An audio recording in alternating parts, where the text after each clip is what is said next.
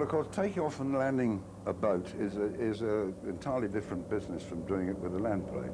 Once you open up the throttles to take off on a flying boat, the back of the flying boat goes down, and you have to use the control column to get the flying boat up onto what they call the front step of the hull. Now, having done that, while you're doing it, the most important thing of the lot is to keep those wingtip floats out of the water. Secondly, you've got a tendency for the water to stick to the hull, and you've got to break the pull-off. And the pull-off will depend entirely on your water conditions. So when you set off, you actually don't know how long you're going to be before you get off. And you can take anything from, what, 28 to 30 seconds to pull off. But if you're taking off at Lake Victoria, for example, 3,600 feet above sea level, it's not at all uncommon to take nearly a minute and a half to 2 minutes to get off, because you're right up in the air already, so to speak. The air is more rarefied, you don't get so much lift, and you just go straight out into the lake. Yes, the stability, I think, of the boats were the great things which made them such wonderful things to fly. There was absolutely no what we call vice. For example, on the stall, you wouldn't drop a wing. You didn't get stick shake. You got nothing. I mean, if you just throttled these big boats back and flew them steadily at 10,000 feet, getting slower and slower and slower, all that simply happened was the stall took place, the nose went down like that, the aircraft picked up speed again, and away you went. The question of night flying, I mean, fitted in with the fact that we used to take 6 days to get to South Africa and 8 days to get to Australia. The main reason for that was that we didn't fly at night. We used to take off very early in the morning, but we used to get where we were going for that day's leg at a civilized time, put the passengers ashore, put them in a first-class hotel, wake them up in the morning, a bit early sometimes, about 5, 6 o'clock, and then fly them on to the next night stop. That was with the C-class boats in the early days before the war, and indeed this continued during the war. Now, they did, though, have some couchettes in the C-class boats, but there weren't very many. Now, when we got the hives, this is later on, 45, 46, and the Sandringhams and the Solents, then they increased the number of aircraft which were equipped with couchette beds. Again, one of the things which increased, improved over the years, was the catering. Now, flying in C-class Empire boats, you used to have cold catering, as we called it. In other words, you used to have a table which folded down in front of you, lunch boxes, and you would eat from the lunch boxes which were brought round. Now, this gradually improved and improved and improved, until when you got up to the Sandringhams and the Solents, you had a dining room on the top deck. And you would come up there, and you would be there, they would sound a gong, and you would get up out of your seat, come up the spiral staircase into the dining room, you would sit down, the table would be laid with a silver service, and you would be given a menu and said, just what would you like?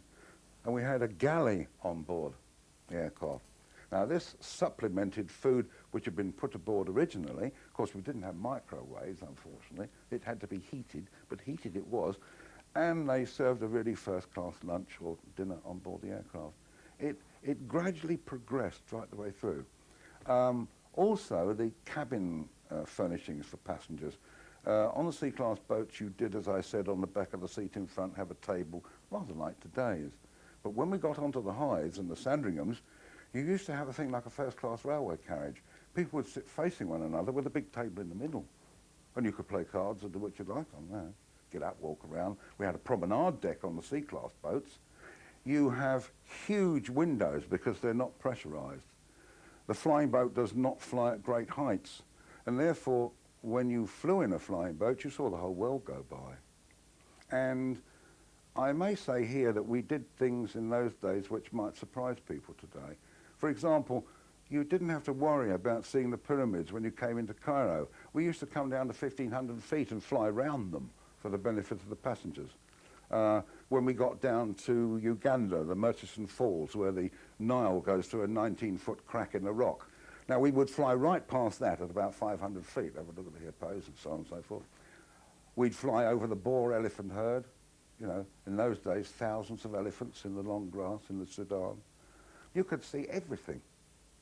One of the things we always found was that everybody fell in love with flying boats.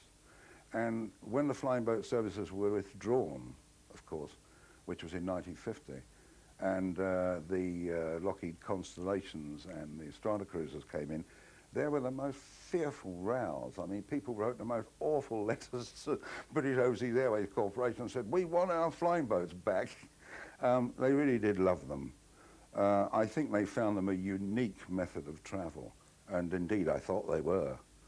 I found it a privilege, actually, to fly those things, and the period was short, 1936 to 1950. It's not very long, but I count myself very, very fortunate indeed that I took part in that.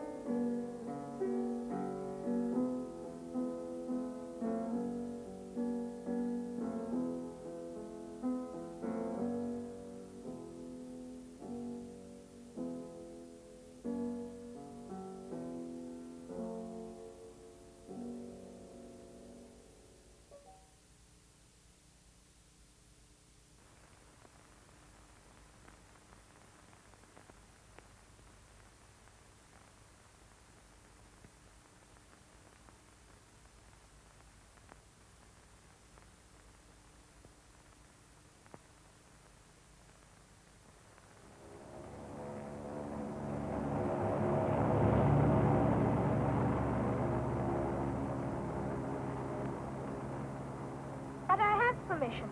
Captain Winner flies for a pass, really. You see, it's my birthday, and Captain Winner's going to show me around the flying boats for a treat. Okay, Sonny, I'll check up.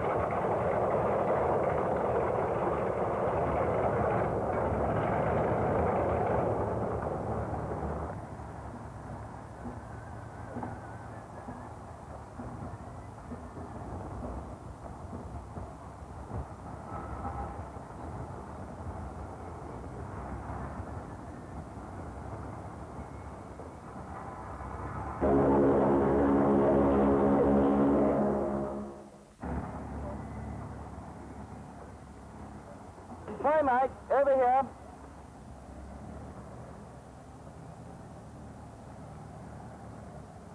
Many happy returns of the day, Michael.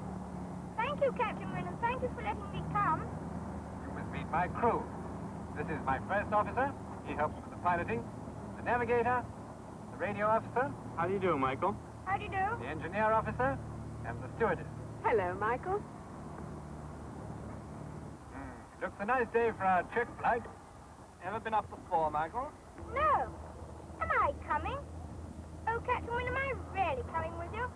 Definitely. After all, it's your birthday. Oh, I say that's wonderful.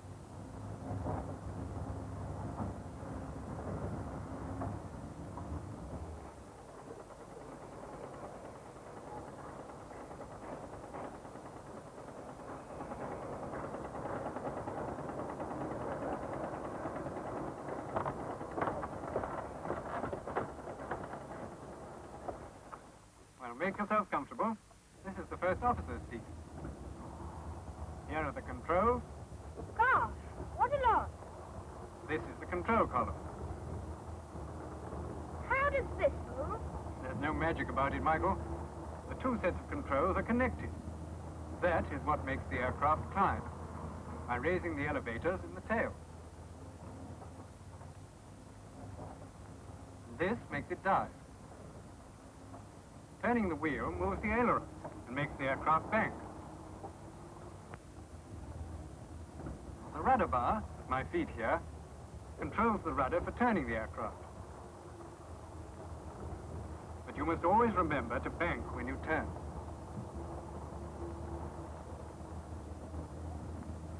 Here is the autopilot. When it's switched on, it flies the aircraft for us. These are the throttle levers for the four engines. I must call up control and ask for takeoff information. Speedbird calling Southampton Pinnace. Speedbird calling Southampton Pinnace. You read. Over. Southampton Pinnace calling Speedbird. Here are takeoff instructions. Area in use number 3. Wind southwest 5 to 8 knots. Tide ebbing. Why doesn't the radio operator do all that for you? Oh, I do, Michael. Once we're airborne, it's the captain's job when we're on the water. Well, Mike, we're ready now. I'm afraid you must go down below.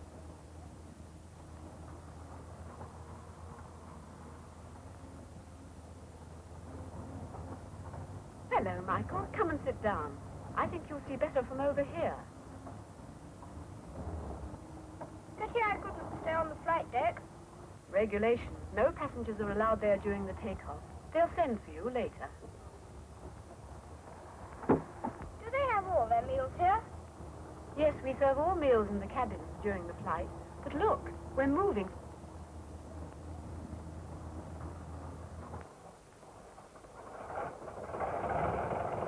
Speedbird, calling Southampton Pinnace. May we take off? May we take off? Just routine, you know, for the takeoff.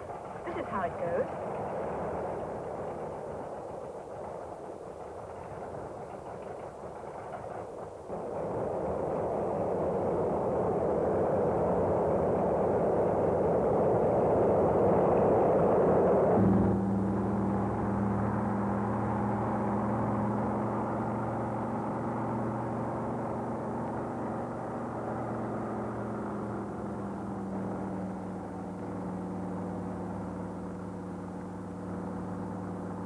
Relax, Michael. You can undo your belt now. May I go exploring, please? Yes, do.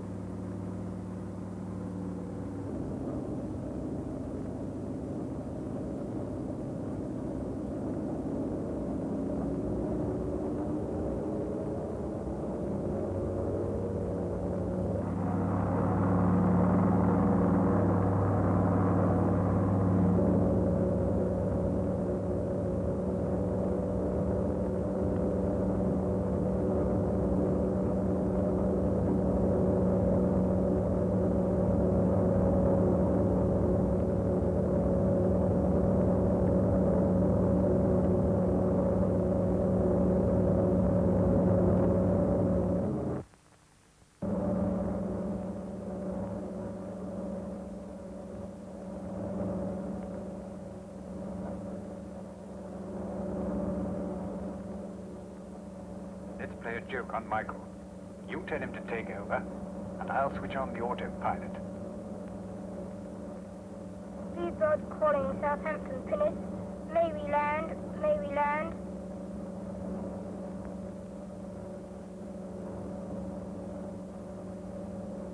Come on, Michael. You're to take over. What, me? Yes. Captain's orders.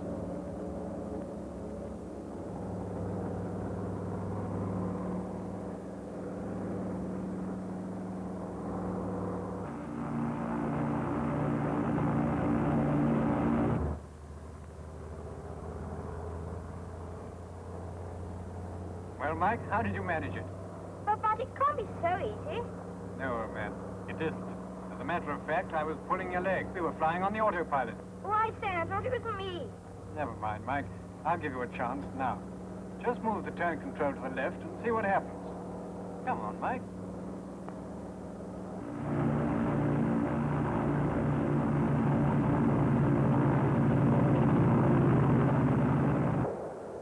Well, Michael, now you have been piloting. Oh, but it really was easy. Ah, don't get the idea that piloting is always so simple. It takes a lot of hard work and training. Captain Wynne, isn't that our river? That's right, Michael. Get Mr. Young to point it all out to you. See that bend in the river? Look out of the window and you'll spot it right below you. Oh, yes, there it is. How high are we? 1,500 feet up. Normally, of course, we fly at about 10,000 feet. Oh, there's our village. Doesn't it look tiny? We've passed it already. We're going at a fair speed, you know, 215 miles an hour. Cool.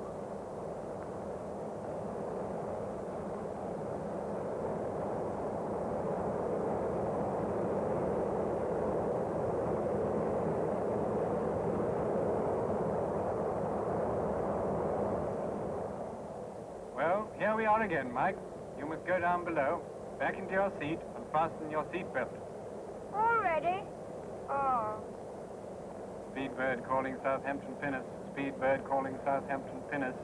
Are we clear to land? Are we clear to land?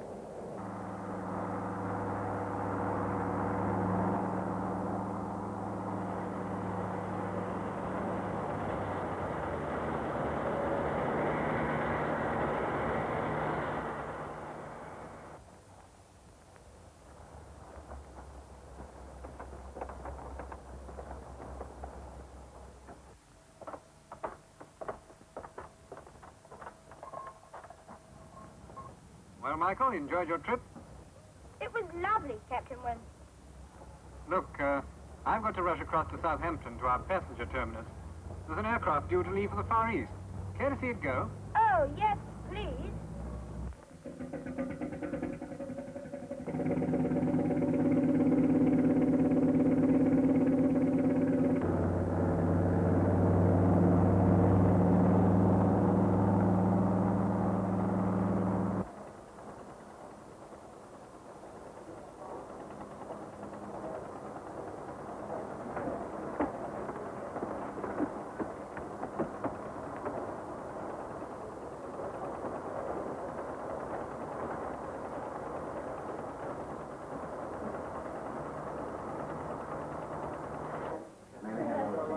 Ladies and gentlemen, your flying boat is commanded by Captain Morris. Our staff will shortly connect.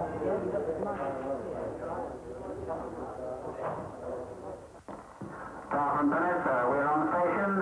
Northwest Nepley Boy to Amsterdam Boy. The surface wind 15 degrees from port at 12 to...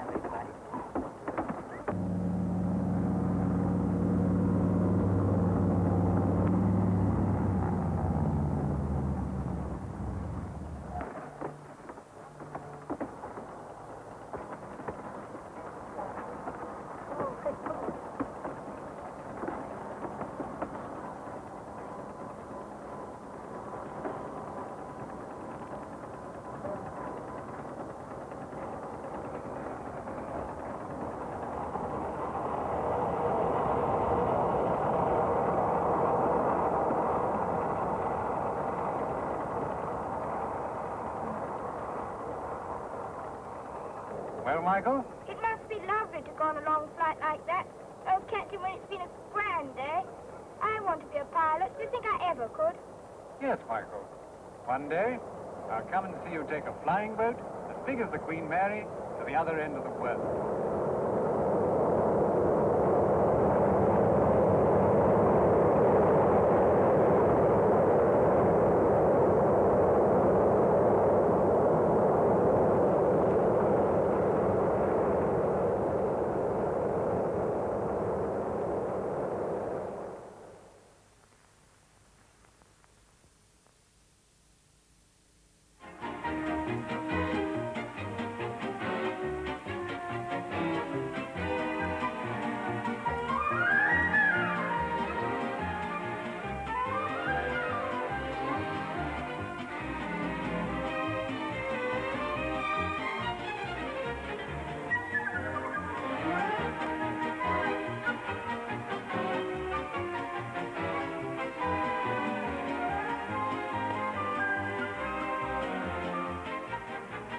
At a time when the old and faithful piston-engined aircraft is retiring from the scene, airline operators are turning to something new to solve their problems. That something new is the propeller-turbined airliner. And here in the Vickers Viscount is the first of its kind in the world.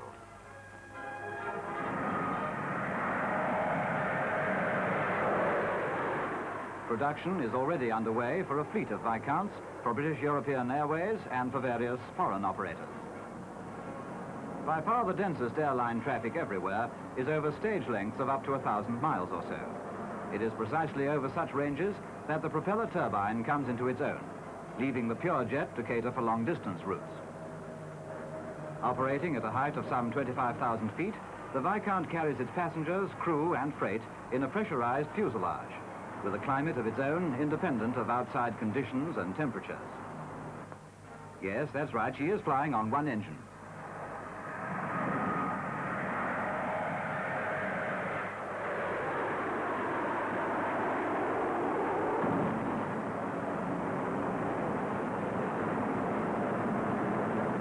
Let's go back for a moment to the early design stages. When laying down the project for a new airliner, the designer has to bear in mind three groups of people. First, the passengers, who demand the highest standards of comfort, regularity, and safety. then the crew who have to fly the aircraft, and finally the operators who have to satisfy all parties and at the same time make a profit. With these considerations in mind and complete freedom in the choice of power plant, the Vickers design team began work on the Viscount in 1945.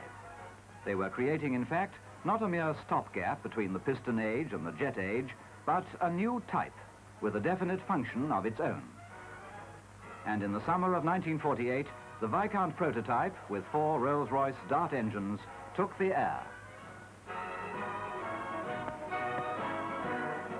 The first propeller turbine airliner was news.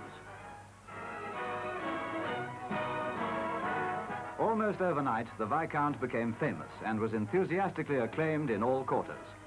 The company's test pilots were kept busy on demonstration flights, and it soon became apparent that the newcomer had revolutionized all previous conceptions of air travel. No, this is not a new gambling game. It's just a way of proving the remarkable absence of vibration during flight. This factor and the lack of engine noise in the cabin constitute a real advance in air transport luxury. In March 1950, the prototype set out on a European demonstration tour. Here is Lord Douglas, chairman of BEA, saying goodbye to Sir Hugh and Lady Kilner as they leave for Amsterdam on the first stage of a tour visiting many important capital cities.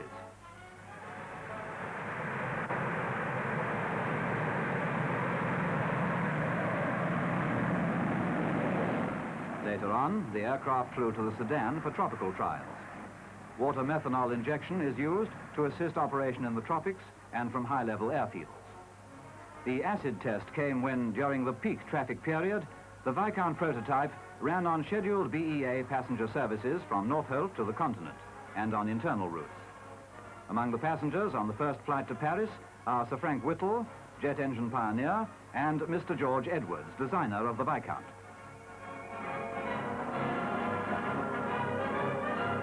Meanwhile, well, perhaps the less said about the customs, the better. To celebrate the historic occasion, BEA refunded the fare to the lucky first passenger to travel by propeller turbine airliner.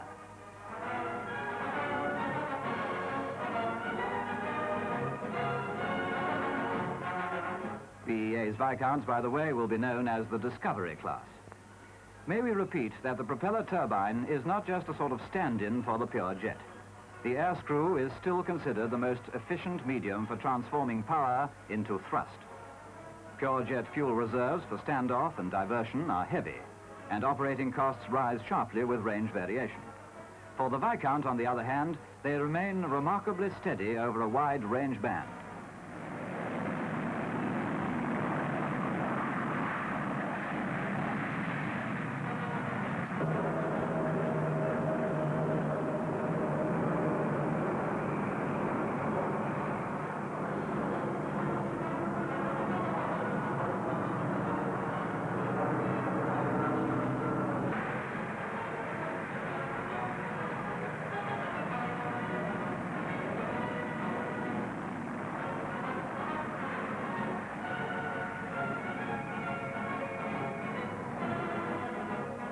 You'll notice that 2 engines are cut while taxiing. Standoff is also carried out on 2 engines with a consequent saving in fuel. Note the twin wheels for safety. This BEA assignment lasted several weeks, and all concerned agreed that the Viscount had proved once and for all its practical value in operation.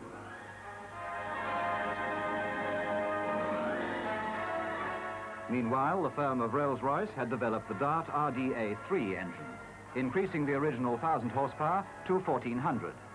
Here was a chance to make a good job even better and to enlarge the production model. And so, in 1949, work began in the shops on the first of the Viscount 700 series.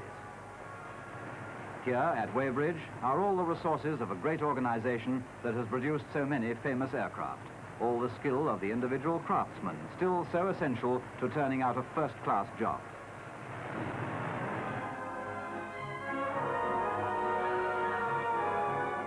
This is the mold loft, where the main frames and bulkheads are set out, taking shape one by one on the jigs in the metal shops. All over the factory, other parts are being manufactured. Here is a jet pipe for one of the engines. And here in the erecting shop, a tailplane is being assembled to the fuselage, now on the assembly line.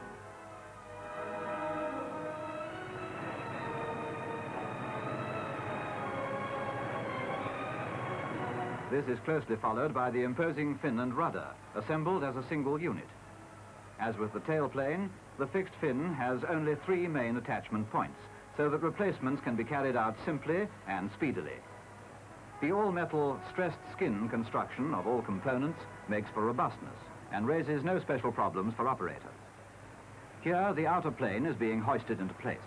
All the fuel, by the way, is carried in the wings in flexible, crash-proof tanks.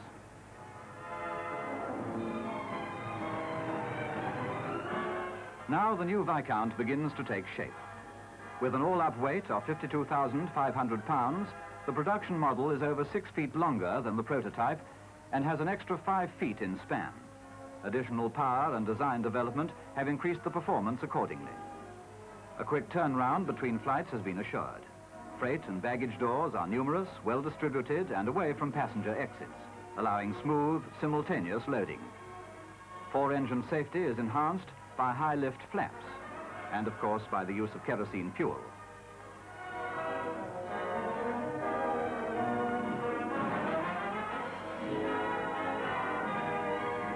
Pedal-type cowlings, naturally. Note how handling is simplified by hinging the top and bottom panels fore and aft. The power plant change takes half an hour under operating conditions.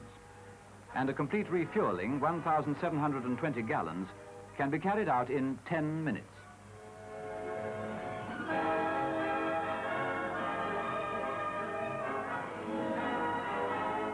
Cockpit layout is simple and compact. Standard seating is for 40 or 48, but up to 53 passengers or extra freight capacity can be arranged for. It is the individual passenger, however, who is the final judge. For many years now, operators have been in need of an airliner that, by offering entirely new standards of comfort and safety, would persuade more and more travelers to go by air. The Viscount provides this opportunity.